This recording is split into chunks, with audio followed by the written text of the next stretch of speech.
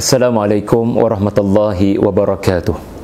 Tuan-tuan dan puan yang dihormati dan dikasihi sekalian, di dalam suratul munafiqun pada ayat yang keempat, Allah berfirman, wa idza ra'aitahum tu'jibuka ajsamuhum wa in yaqulu tasma' liqaulihim ka'annahum khushubun musannadah.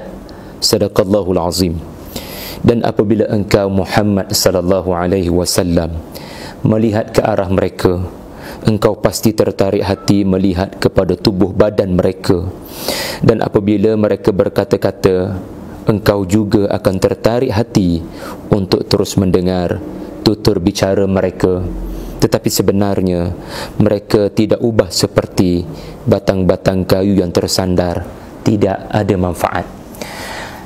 Tuan-tuan dan puan sekalian, ayat yang keempat daripada suratul munafiqun ini dari sudut tafsir, Al-Imam Al-Qurtubi menakalkan perkataan daripada Ibnu Abbas radhiyallahu anhu bahwasanya ayat yang keempat ini adalah berkenaan dengan Abdullah bin Ubay dan rakan-rakannya daripada kaum munafiqun di Madinah.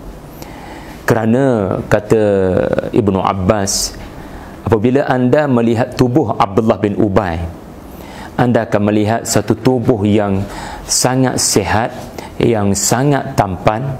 Dan bukan sekadar itu, Ibnu Abbas berkata-kata, mereka ini bila berkata-kata, ungkapan mereka adalah ungkapan yang memukau. Allah kurniakan kepada mereka kefasihan lidah. Itulah yang diungkapkan oleh Ibnu Abbas radhiyallahu anhu ketika merekodkan asbabun nuzul kepada ayat ini. Tetapi sikap mereka di dalam majlis-majlis Nabi adalah mereka bersandar di tiang-tiang masjid dan tidak serius mendengar apa yang Nabi bicarakan.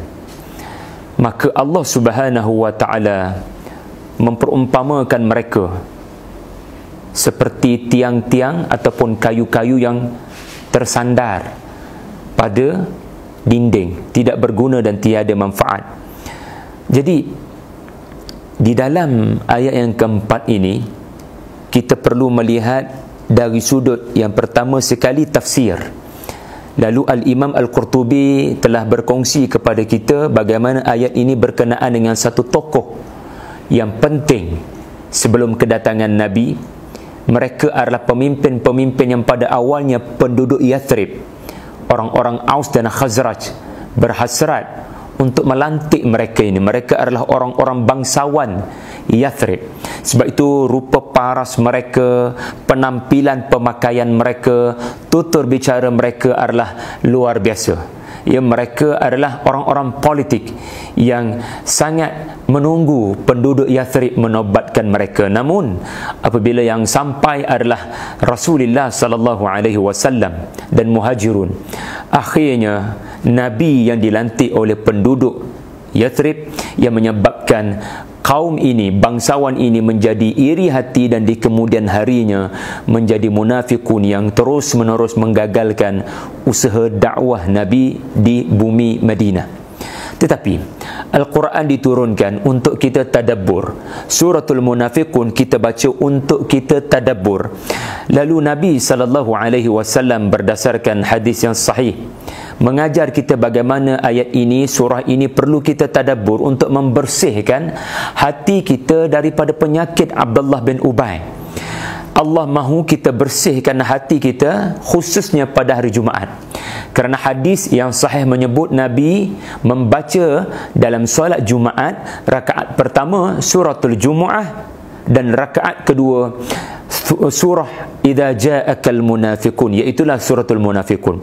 Fikirkan sejenak dari sudut mengapa Nabi, walaupun Abdullah bin Ubay sudah wafat, tetapi Nabi dan para sahabat telah melazimi setiap hari Jumaat, setiap solat Jumaat pada rakaat kedua mereka membacakan suratul munafiqun. Ini menunjukkan surah ini bila dibacakan oleh generasi para sahabat sampai kepada Khalifah Ali, menjadikan bacaan suratul munafiqun ini bacaan wajib ketika mengimamkan solat Jumaat. Ini menunjukkan surah ini bukan sekadar untuk mengungkit sifat yang biadab telah dilakukan oleh Abdullah bin Ubay dengan segala karainah mereka, tetapi juga para sahabat membacakan surah ini kepada diri mereka sendiri untuk membersihkan hati mereka daripada penyakit yang ada pada ayat 4. Jadi dari satu sudut kita nampak ayat 4 ini dari sudut tafsir, tetapi jangan lupa ayat 4 juga perlu kita lihat bukan sekadar dari sudut tafsir, tetapi dari sudut tadabbur. Dan bila saya melakukan tadabbur kepada ayat 4 ini, saya sangat risau dengan keadaan diri saya dan keadaan yang berlaku kepada umat pada hari ini, di mana kita hidup terlalu mementingkan tu'jibuka ajsamuhum. Kita terlalu mementingkan penampilan kita cantik ke tak cantik di mata orang. Kita terlalu mementingkan cara kita berpakaian. Kita terlalu mementingkan produk apa yang boleh memutihkan muka, apakah yang boleh memberikan kewangian kepada tubuh kita. Dan hari ini akhir zaman menyebabkan kita lebih suka kepada orang-orang yang wa yaqulu tasma' liqaulihim. Bila mereka berpidato, berbicara, kita jadi seronok, terpukau, lalu mahu belajar daripada mereka cara penyampaian yang berkesan, public speaking yang berkesan. Tetapi kita lupa untuk melakukan satu perkara yang lebih penting, iaitulah adakah kita di sisi Allah seperti batang-batang kayu yang tersandar pada dinding tidak bermanfaat, yakni mereka yang ada penyakit hati walaupun penampilan menawan, mereka yang ada penyakit hati walau tutur bicara fasih dan memukau.